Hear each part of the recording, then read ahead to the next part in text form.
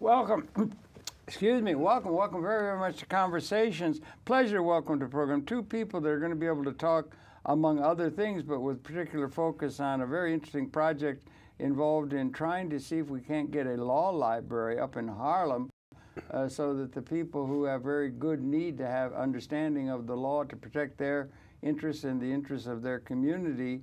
We're going to be talking about that and about other matters. But if I may, on my far left is the attorney, Mr. Durst. Your first name? John. John Durst, and he's an attorney. He's interested in this issue, and he's also interested in a lot of other large-scale thinking. And John, welcome so much to Conversation. Thank you. Good to be here. We want to get a chance for you to tell about some of the books you've written and so forth. Yeah. But on my immediate left is Cornelius, and he's an old friend of mine and the universe, and he's the founder and the president of the committee in favor of establishing a law library uptown. And Cornelius, so good to see you again. Welcome. It's always good a to pleasure. see you. Thank you. Always a pleasure. Maybe you could kick it off, Cornelius, about this. Well, you've been interested in a lot of things. We've known each other about a decade now or so, and all of that. But when did you get the idea about the need for there to be a law library? And maybe you could, with the audience, share what a law library is, where it fits into the society, and how important it is for people, particularly people who may have some briefs against the system in place, should have repair to in order to protect their rights. Well, one of the ideas that I came up with was, it wasn't necessarily an idea, it was an idea, but I created the concept because I was disfranchised in the system. And by being disfranchised in the system, I found out there was no one there for me.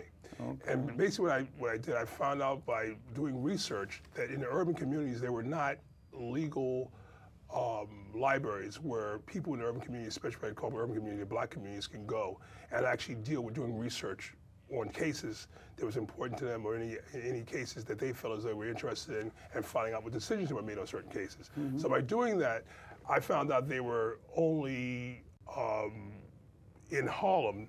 You had to go to either Columbia University, which would charge you $300 or $400 a month to go into the library, to be a member, to use the library. If you're a student or you were a faculty member or you're an employee there, you can use the library for free. But by being outsiders, deal with the library itself. What about in the public library system? The public library system doesn't, I think the only one they have is downtown on 42nd Street. There is a library there on 42nd Street, a small legal library on 42nd Street. Well, there could be a legal, a small law library. And I mean, we have the Library of Congress, pretty big. Yeah, but the thing about and there's a lot of law. No, but in the urban communities, it's not there. See, one of the things that's very interesting is that one of the things that I found out also has been very easy for the libraries within the state of New York also to put the laws online with LexisNexis and other different formats. Yeah, to be able to people to be able to actually go online and to litigate cases. Right. But that's not going on in the public libraries as well. So my thing is that by doing that, we found out that people being disfranchised, and we found out in urban communities that a lot of people that's in the community did not know anything about the law. So basically by doing that and looking at certain type of stacks on lawyers and looking at stacks on doctors, what we found out was that there's only 3% of black doctors in this country, there's only 12% of black lawyers. I think that's a disgrace. Black folks in America call themselves Afro-Americans, but know nothing about Africa and knows nothing about America, knows nothing about the Constitution of the United States. And the interesting thing about it, with Barack Obama being a constitutional lawyer, and Michelle Obama being a lawyer as well, and being experts in the law, I found as though it's very interesting that we need to start concerning ourselves with the law. I think by concerning ourselves with the law, we'll be able to deal with understanding how we're being prosecuted and understand the Constitution of the United States. Yeah, okay. I have a friend, Randy Corbett. You know Randy? You mentioned him, Randy. You should be in touch with Randy, I'd suggest, right? Yeah, but I think that you mentioned Randy about him losing his house or something like that. Well, he did. He got snookered. Right. The law can be used as a device against the disadvantaged, as it usually is. They're interested in supporting the interests of the advantaged or the people, the leaders of society. And we used to have a Fugitive Slave Act. But my problem is that what I find very disturbing is that in the urban communities, it seems like the urban community is the ones that's really being disfranchised within the system itself. One of the things that I love about John Durst. John Durst has been working with us for a couple of years with the library to deal with addressing issues he's called the street lawyers. Yeah. And basically by dealing with that, what he does, he goes into these urban communities, he actually deals with addressing issues that's very important, very important to the urban community to deal with legal issues. And by doing it, by him being a street soldier, a street lawyer on the street, he's able to address issues that a lot of times a lot of lawyers up in their offices cannot address. He gets into the actually grassroots of what's going on in the community, understanding what people are really concerned about. And one of the things that we do also is another program called Behind the Bench. And one of the things we do with Behind the Bench, we bring a housing court judge, criminal court judge, civil court judge, family court judge to Harlem to deal with addressing legal, and a housing court judge to Harlem to deal with addressing legal issues in the urban community. And John is one of the attorneys that actually sits on the panel to deal with addressing issues that's very important to the I've been to community some of those meetings. You had up in you have them up to Harlem near 124. The Harlem Library it's a good venue.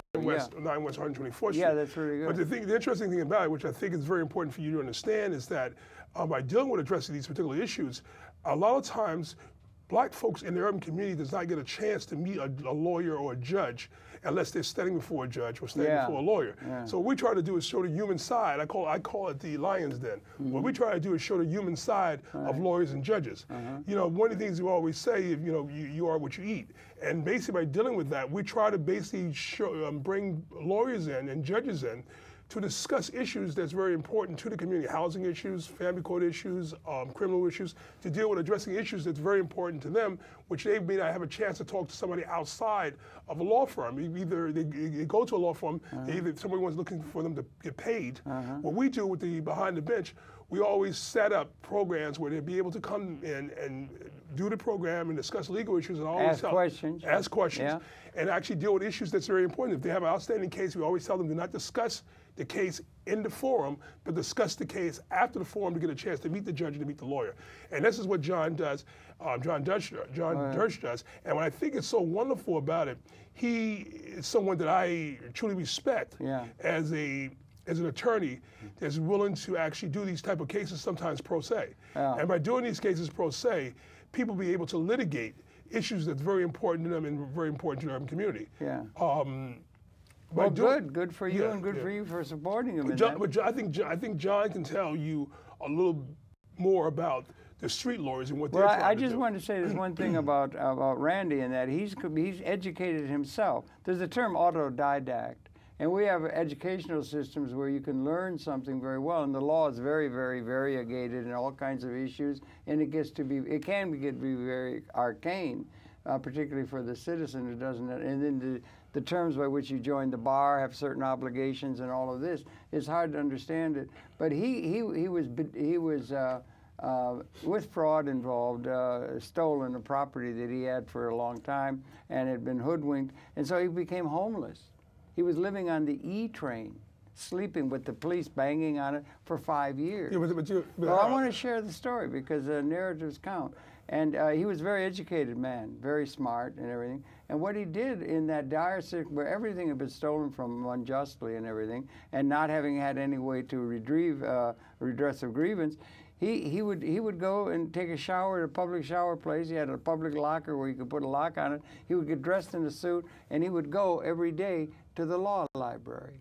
And he would learn, and he's learned, and he's learned, and he's learned, and it was made available to him. And now he is able to talk about the law better in many ways than the lawyers who have been to law school, who are there obligated to represent the interests of the ones who pay him $700 an hour in order to make a lot of money, because it's another business like any other business. That's the reason why the law library is like what you're saying. Is like that's the value of a law library, that the public can educate themselves. That's the whole point of the law library. But the bottom line is also what we're trying to do is address issues that's very important that you understand, is that we're trying to actually deal with also inciting, like one of the things that John talked about was dealing with, we have a lot of brothers that's upstate New York that go into, a lot of times before they even deal with cases, why should a black man have to go upstate to become a paralegal or go upstate to deal with litigating a case once he's in Rikers Island in upstate New York. We say, why can't he go? You mean once he's incarcerated? Once he's Is that what incarcerated, you're saying? that's what I'm saying. Because a lot of times after they spend a certain amount of time in jail, they have a tendency to study the law and study their case. They find out ways of the gray areas in the law to be able to litigate the case themselves. They become more intelligent than lawyers that actually deal with the case itself. Do they have many law libraries in the prisons? Well, How does it work? I don't know. I'll explain it to you. The prison system has libraries, which is your constitutional right of due process to have libraries in every prison. Is that right? Yeah. Yes. There's libraries in every prison. So basically by doing that, what we found out in talking to John, what we found out in conversations with him, he came with a concept where he said to me, Cornelius, by building this library and dealing with the library we're trying to put together, it'd be very interesting to work with people that's coming out of prison that are paralegals to bring them in, because once they get a felony, they cannot become a lawyer, but they can become a paralegal. And by dealing with that, we were thinking about how we can bring them together to deal with being able to bring them into the library and let them litigate cases for people from the public. By doing that, we have also City College. We're looking at Columbia Universities.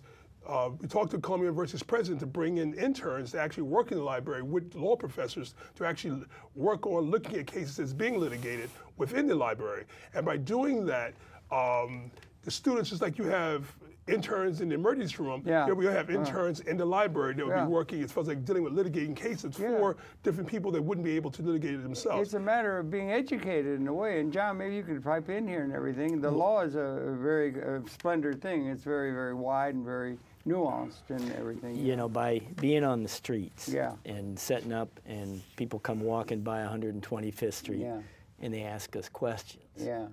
The questions they ask are such good questions. Is that a fact? Increasingly they're invariably good questions. We even write them down because they're so good.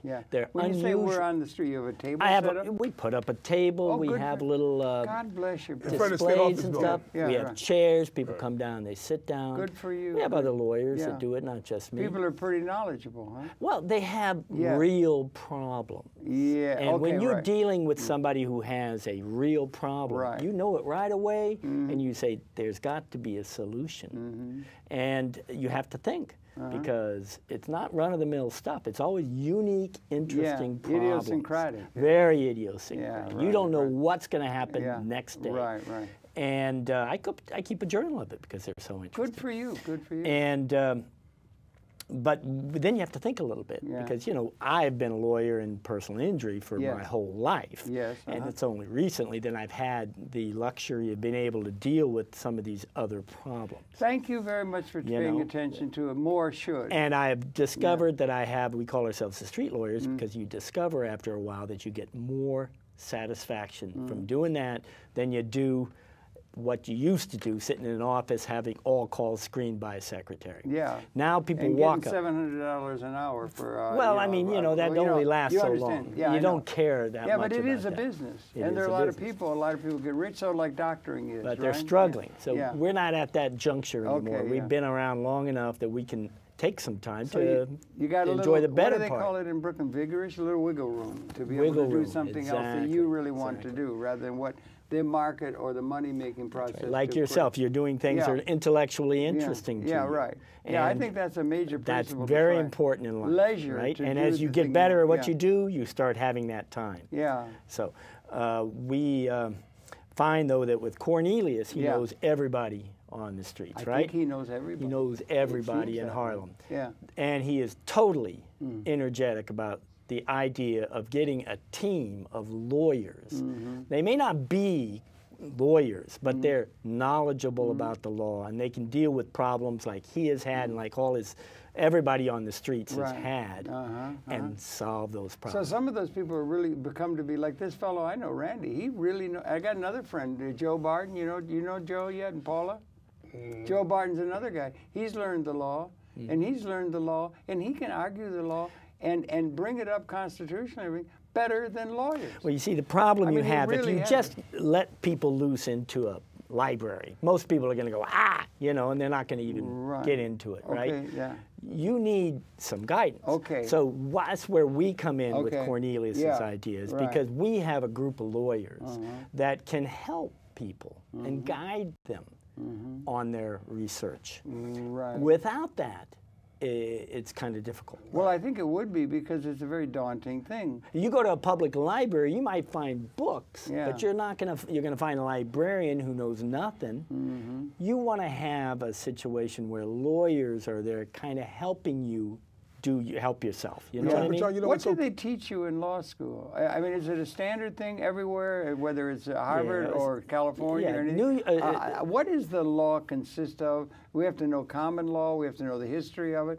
What is it that the lawyer is taught in the formal educational process of called law school? What you do passing a bar? You read narratives. Okay. Narratives of people's problems, and you read case law. It's called case law, and you read how courts solved the problem. Okay. That's what you do. And it's always philosophy, sociology, logic, all that stuff goes into solving that problem in a just fashion. Okay. That's what you do in law school. And you read enough different types of cases, bankruptcy, social justice, you might read constitutional law, and you do that for a long time in each area of law. It's very, is it important, or like in medicine, right? I've had a lot of friends who go into medicine. There are very few general practitioners now. Mostly they go into specialization on a particular aspect of medicine, and it seems to be that's where the money is. Well, that's what I found. It seems to be by specializing, not keeping a broad, comprehensive view, a systems pattern of the law. It's so long. You get one thing, you become very focused on. It could be seen from the people who are leading the system, politically or otherwise, or the leadership class. That's a system of dividing and conquer intellectual process down into one small thing that somebody becomes concentrated on, rather than seeing the big pattern, which the big guys see. Yeah, a lot of people, I understand exactly what you're saying. A lot of people have said that. Big problem. And I do understand that. And that is what we are dealing with here, because I have always dealt with products liability, plaintiff's personal injury cases. So I know that stuff inside and out. And that's what I've written books on. But I'm also on evidence, and that's a general area. That's general. And evidence applies to criminal law, civil law, corporate law, whatever. Do you think education in general is too specialized? A lot of people say to me, that is what its purpose is. But see, the education is not specialized at all. No, the education doesn't train you to do much of anything except have a wide understanding of a large number of law school. Now, you're talking law school? What about, I'm talking about education in a broad, general sense. It seems to me there's very little of the thinking. It's all geared toward, it's like job training. Education, we call it's just training people to be, well, answerable to an authority figure, and then you will do what you're told to fit into, when the senior vice president tells you to do it, you'll do it. It's conditioning in order to fit into a corporation or a structure. I don't think it's not any, there's very little systems thinking about the whole thing. It's discouraged, and it's a divide. But that's more a philosophical thing. What you want to do is be able to go in, and if you have somebody who has a criminal law problem, you need to know the criminal law. You don't need to know wills or estates. You need to know all aspects of the criminal law, and there's not enough time to learn all of that, much less something else. There's not enough time to learn all about everything that there is to know. Right. But does so we want to get paralegals that can be specialized in certain areas. You know, we're losing on this thing. What we're trying to do is stay focused on what we're trying to do is basically make it clear what the law library is there for. Yeah, the bottom line is that to make it in layman terminology, okay? See, we're going in too much in depth. We got to be a little more in layman terminology to the public. The main thing what we're trying to say is anybody that cannot litigate any case, we will have someone there that will litigate the case, and we promise we will be able to take every case that comes forward. I always say when white folks commit a felony, by the time they get to court, it's a misdemeanor. When black folks commit a misdemeanor, by the time we get to court, it's a felony. Yeah. What we're trying to do is make sure that anybody that goes down to a precinct that has to turn themselves in, we'll make sure there's an attorney there with them to represent them. We'll make sure there's an attorney there to say, if it doesn't fit, you must acquit. We're making sure that in the urban communities that the people that are being disfranchised within the system, you have right now over 40,000 black folks in this country locked up. That's a disgrace. And black folks are not the only one committing crimes in this country.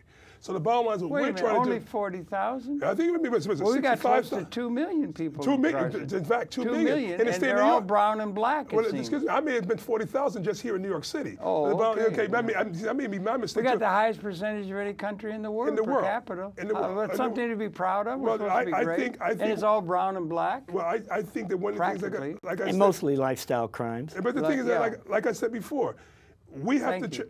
what I said before, like I said before, we have to change that agenda. We got to restart it, understanding that people that is going before a judge, understanding what the cases are, and making sure they're not being railroaded through the system. See, a lot of times what's happening, people that go before judges and people who go before a court, a lot of times they don't know nothing about the law itself. Of course, most people don't. Half of them, they don't even know what they're being sentenced to. So what we're trying to do at this point, sounds like at this point, what we're trying to do with the law library is making sure we educate them to be able to understand what they're being convicted of, what they're being charged with, and being able to read a law book. See, you know, there's no opinion in the law. The law is self-explanatory. Like I said to people all the times, we do not need a politician to deal with legal issues. We need a lawyer to deal with legal issues. If the politician is going to jail and you going to jail, you and him be sharing the same jail cell. So what we're trying to do is say to you is that the same people that write the law can change the law. The same thing we talk about pat and frisk, for example. When we started dealing with pat and frisk is not a law. Pat and frisk is a program. It's not even a bill that's even been even brought on the floor of the state of New York or on the floor here in the city of New York. You call it pat and frisk? I call it stop and frisk. Stop and frisk, pat and frisk, same thing. Okay, it's the pat and frisk, stop and frisk, same damn thing. It sucks. Same thing. Whatever I'm talking about with that, pat and frisk, stop and frisk, the same damn thing. We don't have to go in detail about it. People understand what we're talking about. The bottom line is this: what we need to do is find legislators that are in the Senate and Congress that has enough audacity to go onto the floor of the Senate and Congress, as well as in the state of New York, and state that this bill, this policy that they're doing, or program that they're doing, is a violation of people's constitutional rights for this country. Until we start fighting legislators, instead of marching down the street, the same way they want to deal with Barack Obama, they come up with Barack Obama. When they want to challenge Barack Obama, they put a bill in court to deal with challenging the health care bill, okay? Right. The same thing we should do. Instead of talking about pat and frisk and holding hands and walking down Fifth Avenue and standing in front of Michael Bloomberg's house singing "We Shall Overcome," we should be in the courtroom singing "We Shall Overcome" with a petition to go to the court and telling them that they're violating our constitutional rights and they're locking up black men illegally. But the bottom line is that what I'm saying to you is this: enough is enough what's going on in the urban communities. We can sit down here, like for example, the other week, I mean, I think you were there, I think, a couple of times when we had an event where people showed up for Occupy Wall Street. So they said to me, "Cornelius, oh, I think that you're doing such a wonderful job with pat and frisk. Maybe you should bring it down on 89th Street. I said, "For what? The war is here in Harlem. That we should do is occupy the state office building, make sure the people that's in the state office building is understanding that we're being violated within our communities. Why should I leave the war zone going downtown when white folks are not being pat and frisked? If I go down there on 89th Street, they may recognize me and may pat and frisk me and may arrest me." So we're trying to basically deal with addressing issues that's very important to the urban community and making sure the laws that we have there are being litigated accordingly with a constitution within the United States. You got it down. You got that Gatling gun. I mean, it's like a Gatling gun comes at you. I feel like I'm in the trenches in the First World War with a Gatling gun. Bombs at you. I mean, your words come out like you go out suing Niagara. Man's possessed by these subjects. Man's possessed by the sound of his own sweet voice. What you need to do is jump back in the hole. No, that's all you got to do. But I'd like to take exception to that thing because I don't think you should say occupy. And this is going for systems. I'm sorry. I mean, you can do that if you want. You want to specialize. It's also a way to divide and conquer. That's what they used to do. They would, the masters of the world will divide and conquer as a way of control. Don't interrupt me. You talk for 10 minutes. You talk for 10 minutes. I'm trying to tell you. But the slave master's plantation. The slave master plantation was a perfect example of dealing with slavery, dealing with black folks in America. That's why black folks in America think the way they think, because it was basically able to divide and conquer. That's the reason why black folks today think the way they think today, because it was divide and conquer. What we got to do is start dealing with educating people within the urban community to understand what the Constitution stands for. See, my idea is this. Okay, good, quick. My turn. My idea you can is maybe this. Contain this. My idea is this. You know how black folks can be really good at certain things. Why? Because necessity is the mother of invention, well, right? That's what they say. And so they want to earn a good living, and they got athletic skills. They're going to develop those to the hilt, and they're going to make a fortune on it, right? So we're going to do that with law. They need law because they're the ones being evicted. They're the ones getting in trouble. They're the ones being stopped and frisked. They're the ones who are being busted for a marijuana joint when they're searched. 15 years. They're the ones who are going to jail instead of being sent home with their parents. So those are the ones who need to learn the law so we can form a team. We can train these guys who are motivated to get good at this. They can become law rats instead of gym rats, or both, and they get good at it. And why are they going to get better than the young white kids out in the suburbs? Because they need it. Their parents need it. They're hungry, and they will get better at it. Why? Because this is a tool. This is not history. This is not jive stuff that doesn't further a purpose. Education. This is something they need to get through the day, to get through the week with their folks, with their neighbors, with their friends. And they get good at it. That's what we want to find. We want to have a place where kids can come and their parents have a problem. They're being evicted. They got a bankruptcy problem. They got debts. They come to us. We teach them how to learn, how to teach themselves, and how to get good at it. Well, next thing you know, they go to college, they go to law school. And want to become lawyers. See, and they want to become lawyers because they see how effective. See, John and Harold, one thing you got to understand is this. I mean, see, one thing you understand, a lot of times, you was really fighting with, and the reason why I get myself so embroiled in this conversation with you, because when I sit down and I talk to youth and I talk to black folks in urban communities, they never get a chance to see the human side of lawyers, and never get the human side of judges or the human side of doctors. We got to mentor to black youth and show them there's other things to do other than being a rapper or a basketball player. My thing is, an understanding is that by doing that, we are experts in everything else in basketball, football, not necessarily swimming, but the bottom line is that if we was able to do that in certain communities, we'd be an expert at that too. We're saying the same thing by being experts in a physical contact sport as well as in education as well. We're good in education. We created some great things in this country for this country. Some of the greatest inventors in this country were black folks, which people don't talk about. How come you never knew how to make any good jazz music? Well, we created How jazz. come you just excuse me. I say the minuet is returning. Excuse me, it's coming back. Black folks created jazz.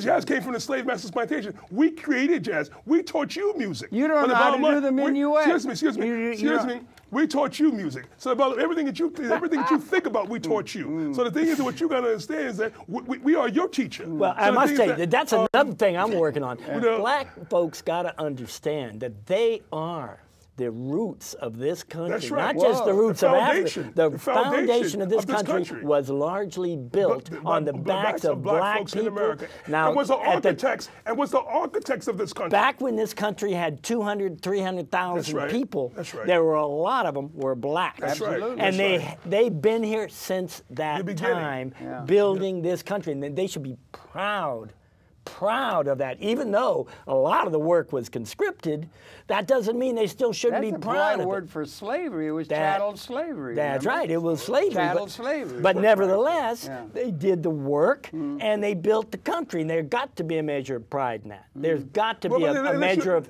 historical pride in what they have done for this country. John, but unless you see, what you guys don't understand is this: Afro-American history doesn't teach you the history of self. One of the things you got to understand is that you can sit here all day long and talk about what black folks has done in this country, but what is it being taught in the schools? One of the things that you learn when you start talking about Afro-American history, you're talking about black history, you're taught about self. Once you're taught about self and your great ancestry of who you are, and coming from kings and queens and coming from Africa, and what you've done here in this country, the great inventions that you brought to this country and made this country as powerful as it is today, and fought in every war for America, never fought a war for yourself, I think America has a duty to educate black folks about self. Until they start understanding and teaching black folks about self, black folks would never be able to achieve the stability and the education they need to deal with becoming outstanding. We're outstanding citizens already, but to become experts in certain areas that we need to become we were at one time. My whole point is, like you said just now, being proud of what we've done in this country. We're not being taught that in the schools. That's right. That's the problem. Until we're taught the education and what we've attributed to this country, we'll never be able to say that we have been there and we achieved it. With the civil rights movement and everything else. People aren't taught about the fact that blacks built the White House, for instance. They're taught about maybe the guy who built the gin mill or something. That's but right. That's so isolated, you know, or peanut oil or something. That's so isolated. That's like saying one out of a million guys was somebody, right? Why not talk about all of them being very important to this country? Not just the few guys, but all of the guys who helped build this country. You know, what you're saying is so beautiful because, you know, what you said before is, I'm sorry, Harold, but what you said before is so wonderful because, see, the law library, by dealing with the law library, if you have been being disfranchised in the system, and as a people, and your people being locked up in jail more so than any other race, what does it take to come along and say, we as a people need this? And now, if I mean coming with this idea, this one idea of dealing with a law librarian, dealing with educating black people about the law, why haven't all these other politicians and all these other geniuses of black people in the community ever talked about it? All of a sudden now, after we created it, we got the people that's on the street putting out street lawyers on the street after the fact, and after we did it. The same thing when you started talking about people of Keith Wright talking about putting in a legal clinic. Okay, the bottom line, the legal clinic is, the clinic is perfect, but we don't necessarily need a politician to open a legal clinic. We need attorneys to deal with the legal clinic. We need attorneys to deal with addressing our issues. We don't need a politician to address our issues because that politician, half the time, he's not even a lawyer. In fact, that politician is not even concerned about dealing with addressing what's going on in the community because they're allowing it to go on. This has gone too far. That's why we need a law library. We need somebody to come in to litigate as a lawyer, to litigate the violations going on in the urban community. And a lot of times it's not litigation that's necessary. It's explanation. Somebody comes to us, a lot of the times there's no legal recourse that they can accomplish. But one thing you can do, you can send them away feeling that they have had an encounter that has been illuminating. They now understand and put it to bed and can go away with a smile on their face and say, and you try to always make somebody feel good with the contact. So you may say, look, you don't have a right to such and such, but by the way, you got a rent-controlled apartment, you're still paying $500 a month. Ain't that wonderful? You know, even though you may not have a video surveillance system, security system. You know what I mean? So you have to try to make people feel good. It's what do you call it? A holistic approach. One of my favorite lines. One of my favorite. I'm sorry. I'm just going to go. Go ahead. I mean, it's there. Well, you're here all the time. We never get it. What I'm saying is, I don't want to call the thing Occupy. I really don't want to call the thing Occupy Wall Street or Occupy Harlem. It's Occupy the entire world. Yes, sir. The world is not just. The world has never been just. The world is set up for those who have the advantage of accumulated wealth and capability to have power to conquer and rule over the other people of the world. It's set up that way.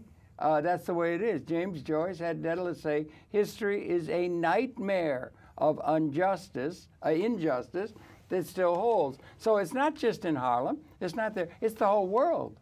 And it's now down to a thing, so you don't expect justice. It has to grow and it has to believe. Why can't these principles be written? Could the principles of the law can be used to hoodwink? If you've got the semicolon instead of the colon, you lose. And it's stuff like that. It is so arcane that it would have to be a sacerdotal priest in a monastery to be able to understand all the subtleties, the bullshit, to use an overworked term, of the law that is used to manipulate in favor of those who are rich and powerful. That's what the law mostly does, is protect the interests in the system. So what are you going to learn? A system that's reifying, and all they do, they come out, they go get a thing where they can make $700. It's a business. So there's some people who care, but they don't. What they have to do, first they have to establish and make money. And so the whole system is not adequate to what the future newly allows now. And in a liberating way, we used to have the Fugitive Slave Act. You would have to turn the guy in or you're breaking the law. The guy gets away. He gets up here. Sojourner Truth. And you had to turn him in or you're breaking the law. The law is an ass, Mr. Churchill. Supreme Court said that you can own a black, and that's a constitutional So I'm just trying to get it down to that. Okay, it's the whole. What I'm trying to get to. You're not going to get to justice until you get to system. Excuse me. What's wrong with the system? And it's got to get down to the Occupy movement. God bless it. It's not going for one thing. It will divide. Somebody will say, "Excuse me, let me talk. You've been talking.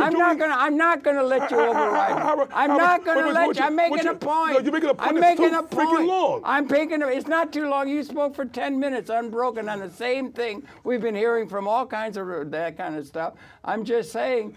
Now I forgot what the hell I was going to say. That's a tactic of yours, That's a tactic of you, Mr. Judge. No. I think that every black. See, you understand something? You know what you're saying? I understand what you're saying about the world being unjust. No, we need to think. Okay, but excuse me. We're not talking about the world right now. No, we are. You are. I am. He is. He's not a one-issue guy. I'm talking about the urban community. And the bottom line is I'm speaking to the urban communities in this country. So the bottom line is if you're unjust in other countries, then you deal with your own issues. The bottom line, I'm talking about the urban communities in this country. I think, like I talked about before, I think every black church in America should deal with a prison ministry and a legal ministry. And the reason why I say that, if you're a reverend of a big church, and you got a large congregation, you have lawyers in the church. I don't understand why people in the church have to leave the church to find attorneys to deal with litigating the case when they have attorneys there inside the church itself. So my platform also is dealing with a platform where we're talking about going into churches as well and making sure that every black church in America has a prison ministry and a legal ministry. And the reason why I say that is the leading factor. I was talking to Conrad Tills. Conrad Tills is actually, his name was Conrad Muhammad when he was in the Nation of Islam. Conrad. So when I spoke to Conrad the other day, when we spoke on the telephone the other day, I made it very clear to Conrad that I wanted him to be the leading factor to deal with addressing his church being the leading factor in Brooklyn, to become the leading church to deal with the first Harlem Law Library prison ministry dealing with addressing legal issues in Brooklyn. It seems like in Harlem we have a tendency to have, it's hard for churches to come along and roll with us. It seems like in the urban community, especially in Harlem, if they didn't create it, they don't want to be a part of it. So the bottom line is what we're going to do, we're not going to wait for them. We're going to move to other barrels and deal with it in other barrels if other barrels want to listen to what we're trying to do. Okay. So we're trying to make sure that every church. 15 minutes. Well, it's about you never stop. You keep talking. Well, I'm talking because you're interviewing me. I'm not interfering. You're interfering with me. Excuse me. I'm saying you're interviewing me. No, I'm not interviewing. We're having a conversation. We're having a conversation, but let me talk about the live version. We're having a conversation, not a solo rap. Excuse me. You're taking the whole thing. But the solo rap is about what I'm doing. Well, it ain't about you. Well, let me ask you a question. It's about me. It ain't about you. Let me ask you a question. You're not saying anything. That's the problem. That's the problem because you white folks have a tendency to think you control things. You don't. Only thing you control is your own mind. You don't control me. I understand exactly what we need in Harlem, and let me talk about it. I'm a black man, not you. You can't tell me what a black man wants in a black community. Let me tell you what we need and tell you what I'm doing in Harlem, not for you to tell me what you think what you're doing. So what you need to do is just sit back and listen. Okay, well, and then get your own program. Maybe I will. Get your program and let it be out there. You know what the bottom line is? Maybe I shouldn't. You know what we should do, Harold? Get your program and preach. Listen, I'm not preaching. I'm preaching to people that are concerned. If you want to preach your choir to white folks about what you white folks want to do, I have nothing at all about that. Then you preach to white folks and let me preach to my people. He shut up. He shut up for a second. I can't believe he shut up. No, he just had to get some air. He had to get some air. But the point is, I'm sick and tired of black folks being railroaded. I'm sick and tired of sitting here with white folks telling me what black folks need. I'm sick and tired of white folks being railroaded. You know, white folks should be railroaded. I'm sick and tired of all folks being railroaded. Half of you white folks deserve to go to jail. Half of you should be in jail. You're the real criminals. Half of your folks should be in jail. If we had a percentage on how many white folks committed crimes over black folks, in fact, the whole system today, in fact, every system in this country would be full of white folks on the crimes that white folks committed. America has not committed even apologized for what they've done to black folks in this country. Do you realize for what you have killed and murdered and raped? Do you realize people, how hard you white folks have not one time said, "I apologize to you black folks in America for what we've done to you." There you go. And listen, you're talking to me. I apologize. There you go. Thank you. I really appreciate it. Bill Clinton said he apologized too. That wasn't a real apology. No, but that was an apology. I never apologized. I feel very bad. Cornelius, frankly, I think that most of the things... No, I got to answer the man. He attacked me. Oh, no. Okay, no, he did too. That's the way he talks. It's the truth, and though. I want you to realize, no. You know, it's Cornelius, about freedom of speech in America. You may die for freedom of speech in America. Edgewise, you know, you may die for freedom of speech in America. Edgewise. Can't get it. Listen, you don't know because it's not with me.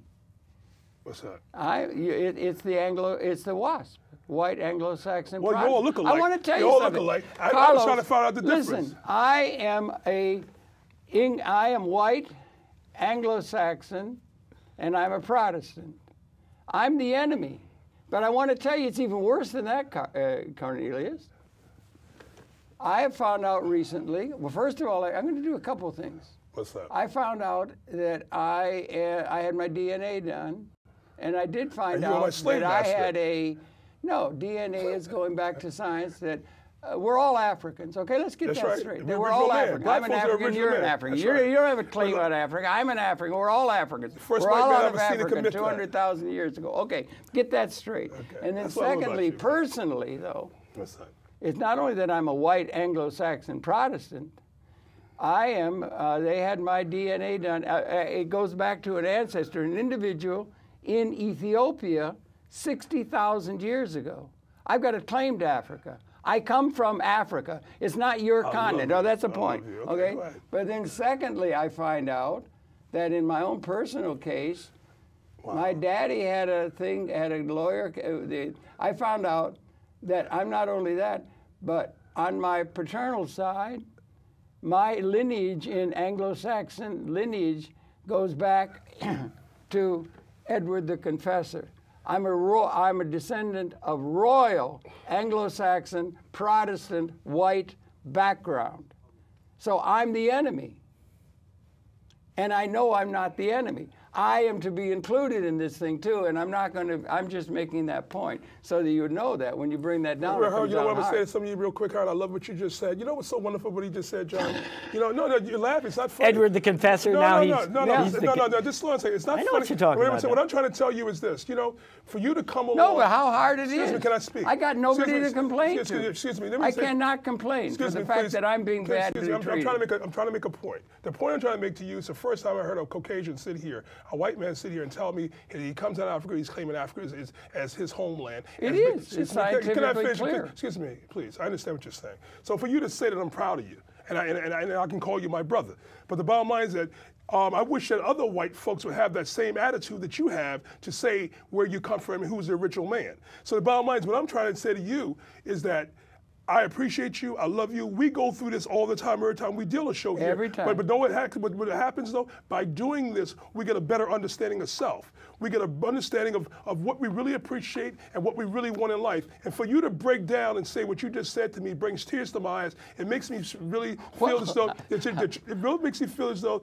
that you are a true soldier for what we're fighting for and what we truly believe in. I know I am. And that's what I'm saying. And that's why you have me on your show. And I fight with you, Harold, because I know that you truly believe in it. And I know you.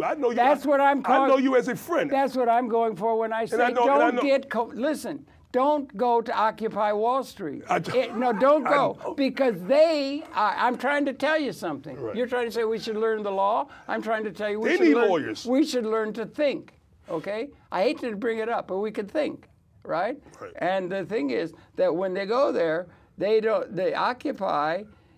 not look at black or white or ladies or gay or any of these issues you can go into great depth and concentrate on. You can if you want to. But what they're going for, they're going what they call horizontal. They're going out more and more and including more and including more and including more and including more. They're going to get around to what is called systems thinking about the whole system that we're all part of.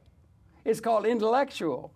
And you're going to get a systems understanding of things, and that's what's going to be really threatening to the system, or at least also represents the place wherein we're going to find some sort of a thing that's going to prevent us from blowing up the whole planet and stopping the conscious evolution of consciousness in universe, which is the context of extended consciousness now. There's a larger context within which all these apart. It's like 100 trillion cells in a human organism. Every cell matters, and they all work as a system. So it's a collective whole that they're going for, and that's something that I'm encouraging, I think, and the educational system wants to narrow it down to one group after another. That's called divide and conquer. Okay, but you know the bottom line? And that's a problem by the people who want to get some justice, elemental justice for all. And you have to get some thinking about things in a large tablet. What they need to do down on Occupy Wall Street is find themselves some attorneys. The way the cops are down there whipping their butts down there. In fact, I know. By you being a personal injury lawyer, you should have a table set up down on Wall Street. If they're downtown whooping and beating white they got plenty of lawyers. If they're down, whatever. If I'm saying you can still make money, the law library can be around there as well. But I'm saying if they're down there beating white folks downtown as a black man, why should I go downtown and get my butt kicked? I'm saying I'm occupying Harlem, I'm occupying the urban communities in this country because I'm trying to deal with my issues in my community and deal with what I'm standing for. Okay. I say the people that's down on Wall Street and the people that's occupying Wall Street, well and good. My opinion is that I think a lot of them are poor white folks that did not make their mark in life, and that's why they're coming along creating their hungry issue of dealing with why they feel as though they're being disfranchised. But black folks has been disfranchised in this country for 450 years, and we've been trying to occupy America for 450 years, and we still haven't got a solution from it. So it's the bottom line is that it's not what you're saying. You got white folks down there complaining. What about black folks that's complaining has been going through for 450 years of the shores of North America? It's always been throughout all of history that it's just a small. Somebody said it's like 500 people who've set up the world. Everybody else are like serfs. Well, I'm tired of being a serf. No, I'm tired of being a serf. What I'm trying to do. If I'm supposed to be called an American, I should have every right of American.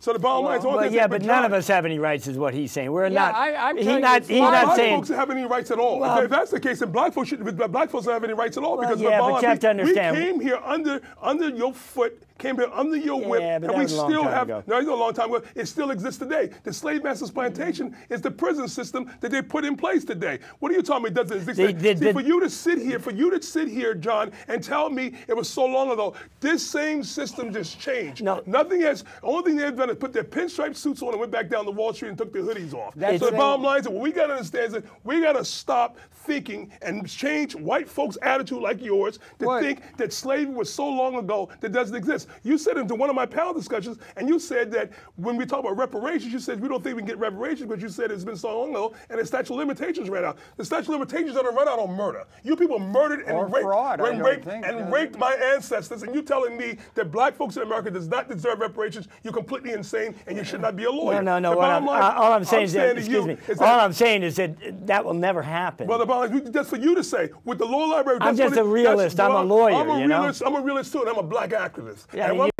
I'm a realist, and I'm telling you right now, that's one of the things that we're fighting for within the law library is dealing with reparations for black folks in America. If it's through education or whatever, you got to talk about through money or whatever, we're talking about reparations. And it's still pending in the Supreme Court today in Congress being heard. Reparations is still being heard. I don't care about you saying it's not going to exist. Well, we're going to fight and make sure it does exist. We're going to make sure that all you white folks and black folks that think, or Afro-Americans that think that black folks do not deserve reparations, you're completely insane. It's not a question of whether you deserve it or not. You paid off everybody else, but you never paid off black folks. You bailed everybody else out, but you didn't bail out black folks. The bottom line is black folks deserve their day as well, the same way that white folks deserve theirs. Well, and every other race deserves theirs. We have a right just like you have a right. I'm just telling you, it's never going to happen. Well, that's your opinion, man. I'll find attorneys that will make it happen. If you can't do it, we'll find someone else that can. You want to bet? Well, I'm not going to try to make a bet with you. I'm going to make a bet. It's never going to happen. I'll tell you why. Because people don't feel it should happen. Excuse me, people. The vast majority of people don't feel reparations. Your opinion doesn't matter to me. Your opinion, we're talking about the law and what the law states. If the Constitution says that they don't have a right. Excuse me, the law, well, then we'll change the law. The bottom line, I don't care what you, I don't care what, let me say something to you, John. I mean, you got to pick your issues, man. You got to pick issues that are logical and reasonable. Got to show your book. Got to show your book. You know what's so logical, but you know what's so illogical about I'm just trying to help you out, okay, you know what's so illogical what he's talking about? For this man to sit here and tell me that as a black man, after you murdered and killed and raped my ancestors and raped Barack Obama's grandmother at the age of 11 years old. Don't say you, man. Don't look at me when you say that. I'm looking at you because you look like one of them. So you look like one of them too, then. Excuse me. The bottom line, I'm trying to tell you, I'm trying to tell you that for you to tell me that you're just going to just sweep it under the rug of what occurred to black folks in the shores of North America is completely insane. And that's what's been going on with America for the past 450 years. We have to stop allowing ourselves to just be disfranchised in this country. We have to find somewhere, some divide in the road where we have to stand our ground. We got to be able to say we need something from America. If we haven't got anything, one of the things we try to do is education. Education is something we've been working on. We've grown with that. But one of the things we do need is money. We need to rebuild the communities that we're in. We're losing every ground that we have. It seems like we go to Harlem, they're taking over Harlem. You go throughout the country, it seems like white folks are coming in our communities and occupying our communities and taking our resources in the community away from us. There has to be a big change. There has to be a major change. Wait a minute. And Occupy Wall Street, Harold, it's so wonderful what you're saying, Harold, but you know what's so scary about that is that I understand the fight. You're interpreting what I'm saying, which is not the You see, Cornelius, where I differ with you, I'm not sure I see this day that much distinction between black people and white people. Now, I know that I'm not a black person. All I'm saying is that there are some of us who don't distinguish that way. That's your opinion. Well, I mean, there are some of us who don't. Now, there are a lot of people who do.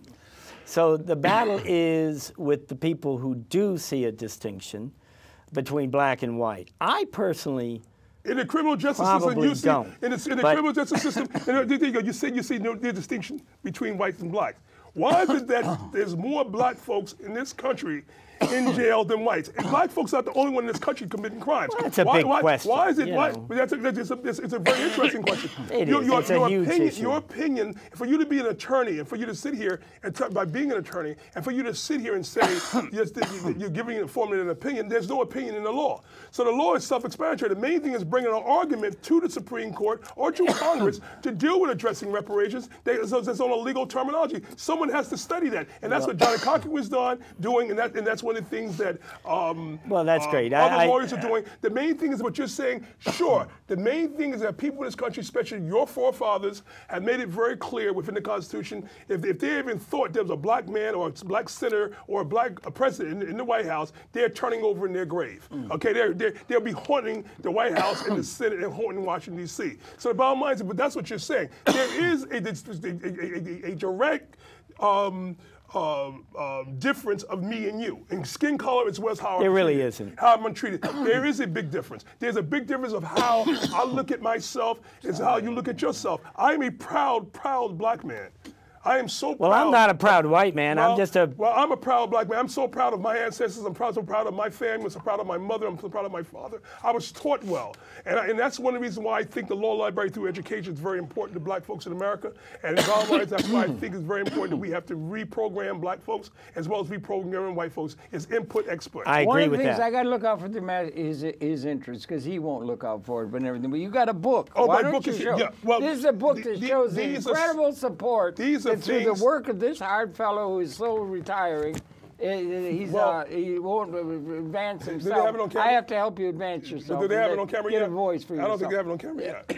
But sorry, I had a little cough. You know, but this here is the logo for the Law Library and what the Law Library stands for, Friends of the Charitable Community Library. These are my portfolio of things we've done as far as like dealing with the different events we put together. And, in support of this magnificent idea. And this here is some of the great stuff that we've done with this project, Behind the Bench. I call it Behind the Bench. I call it Behind the Bench because I always say that white folks have a tendency to be judging in the back of the bench. Black folks have a tendency to be judging in the back and in front of the bench. I'm sorry, so these are things that we have done, different programs we have done. These are different. Who's all that? These last poets and different people we have put together with different programs. Is that up at 9 West, 124th Street. Right. This is articles that was written about us as far as like done with the program itself. This letter that was written from Charlie Rangel's office actually endorsing some of the things that we're doing in Harlem. These are all the programs as far as like dealing with. In fact, John Durst, I think John, you were in this picture as well on the programs we were working on. Yeah. These here are basically different brothers that came on the program to deal with addressing issues that's very important. Student law. This is a councilman from the Bronx as well as Abdullah Hafiz Muhammad. another lawyer that was a prosecutor. That was a part of the panel. This is the layout. It's a layout of architecture work for the law library, and this is the article they wrote about us inside of this magazine as well about the law library and stop youth violence. These are all the programs we're doing. It feels like dealing with things that we worked on. There's Mr. Sharpton. Look, there's Percy Sutton. He's a great guy. And some of the people that's working with us to actually make this thing happen. We've spoken to Reverend Sharpton. Stop the Violence is one of the programs we have through education. These are different programs to stop the violence, hip-hop, and all these other different issues. By doing this thing, this is when I worked with TV1 with Kathy Hughes, and we did a program called with the Schomburg called The Direction of Black Media and Black Stereotypes with Reverend Sharpton and also with Dick Gregory. Boy, that thing's unending. These are all the different people that was at the program. There's Mr. Sharpton. There's Mr. Sharpton. There's Charlie Rangel and a bunch of other people in there. This is one of the programs we put together called Black Men Honoring Black Women and Black Women Honoring Black Women. I always say that Shirley Chisholm, as far as dealing with the election of Barack Obama, Hillary Clinton said that she's more qualified than Barack Obama. That's the only qualification she had over Barack Obama running for president of the United States when she lived in the White House. But this here is the Friends of Cherub Community Law Library that was endorsed by also Congressman Rangel's office also and gave us a bunch of endorsements on the programs we worked on and all the different events we have done throughout the year. Well, okay, hey, I'm sorry we're running short of time, but I'm sorry you had a chance to do that. I'm a royal assent. I've never got press like that you managed to get for your own cause, and I think that's really every good. time I come on your show, Hal, support your cause. Well, Hal, you know, one of the things I do by coming on your show, I think that we go at it because I think that you give such a great feedback on conversation. But like I said before, it's very important to understand that we're on a mission, and the mission we're on is not it's not just dealing with the issue of law, but we're dealing with also trying to re-educate black youth to actually go into law. Well, I'm trying to educate all youth, all humanity. I'm trying to get everybody, because I think we're going to have a lot of people who are going to make a change and see some reason why we can do something differently than all of the institutions we've inherited out of history that are outdated by the zeitgeist. So we need to have a qualitative transformation,